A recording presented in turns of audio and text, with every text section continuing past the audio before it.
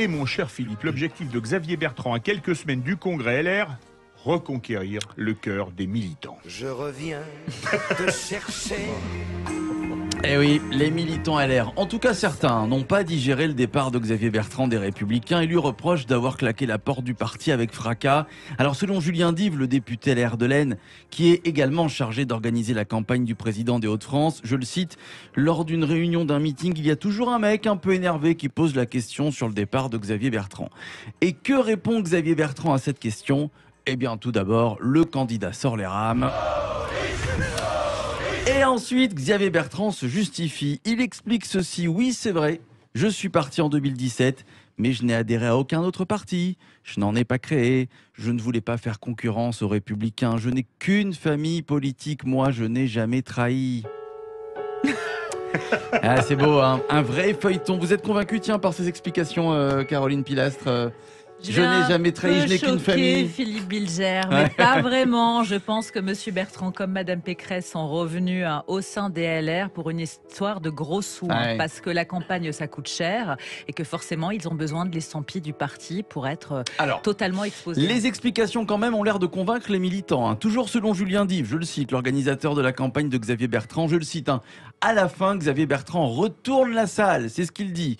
Xavier Bertrand en pleine opération reconquête qui ne se ménage pas. 8 rencontres avec les militants sont prévues d'ici à la semaine prochaine dans le Val d'Oise, le Pas-de-Calais, les Yvelines, le Morbihan, la Loire-Atlantique, voilà la Charente-Maritime, la Gironde, Philippe Bilger. La première partie de votre intervention, mon cher Philippe, je la trouvais intelligemment sarcastique. Ouais. La seconde me rassure et je crois qu'en effet, il est en train de remonter dans le cœur des militants parce que bien sûr, l'argent, Caroline, a de l'importance, mais je crois surtout qu'ils ont la conscience politique, les uns et les autres, qu'il faut un seul candidat au premier tour. Et donc, je crois qu'on a voulu nous vendre Barnier. Eh bien, j'espère que, en réalité, celui qu'on va acheter, c'est Xavier Bertrand. C'est Xavier Bertrand. Tiens, Abdoulaye Kanté, un petit mot sur Xavier. J'ai envie de dire que la famille... Qui se définit comme challenger, c'est le favori des sondages, mais il faut toujours le dire. Je suis challenger. On n'oublie pas sa famille, j'ai envie de dire. C'est que, voilà, quoi qu'il arrive, c'est que même si vous voulez faire le petit canard, vous dire, ben non, je vais faire tout seul, je vais y aller tout seul, j'ai pas besoin d'une primaire pour porter ma candidature.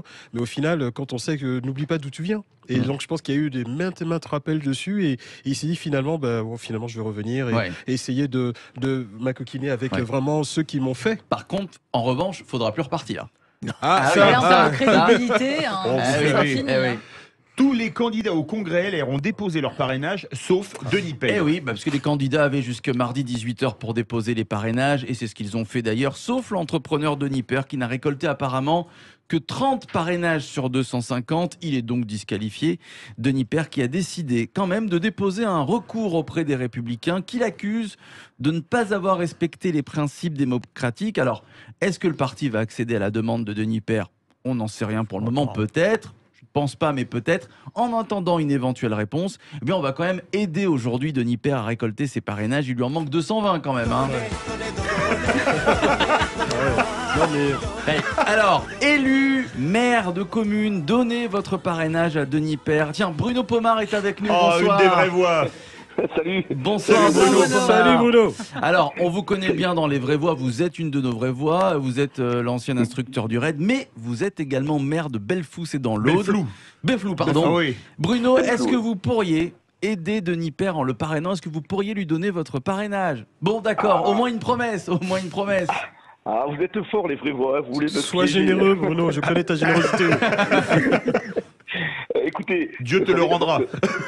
Les un peu moins de 35 000 maires en France ont été sollicités, évidemment. On a reçu des lettres, même de Mélenchon, vous voyez, pourtant c'est pas ma tasse de thé, pour évidemment récolter les parrainages. Alors moi, vous savez, ça va pas faire plaisir à mon ami Philippe Bilger, je sais bien, qui est plutôt un homme de droite, évidemment.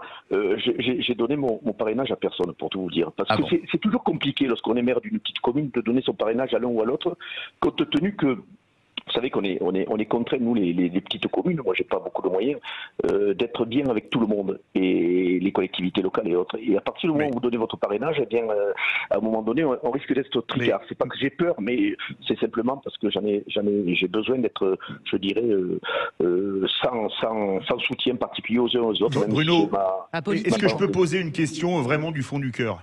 Oui, Philippe. Si jamais une des vraies voix, comme par exemple Philippe Bilger, décidait d'être candidat à la présidentielle, vous lui accorderiez votre parrainage? Moi, je veux dire, je vote pour lui. Hein.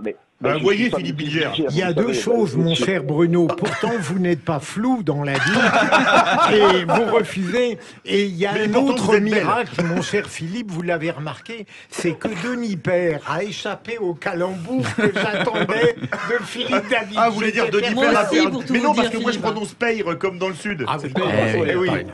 Bon, merci en tout cas, Bruno Pomar, merci pour votre franchise. Une petite question. Oui, dis-moi, Bruno, comment appelle-t-on les habitants de Befflou? Les Belflouins. Les Belfloulins. Les Belflouins, c'est joli. Ah d'accord. Je vous invite tous à descendre dans le sud à manger un cassoulet chez moi. Avec plaisir. On a pris un immense plaisir avec Philippe Bilger à aller du côté de Saint-Gaudens. On pourrait aller du côté de Belleflou. C'est pas très loin de Castelnaudary avec un cassoulet. Et vous nous emmenez la prochaine fois qu'on en profite un peu de nous aussi. Bruno. Merci. Vous voulez faire une émission délocalisée là-bas? Oui, avec grand plaisir. Je vous fais accueillir à Castelnaudary sans aucun message à la direction, Patrick Roger, Bruno Dubois, si vous écoutez. Le message est passé.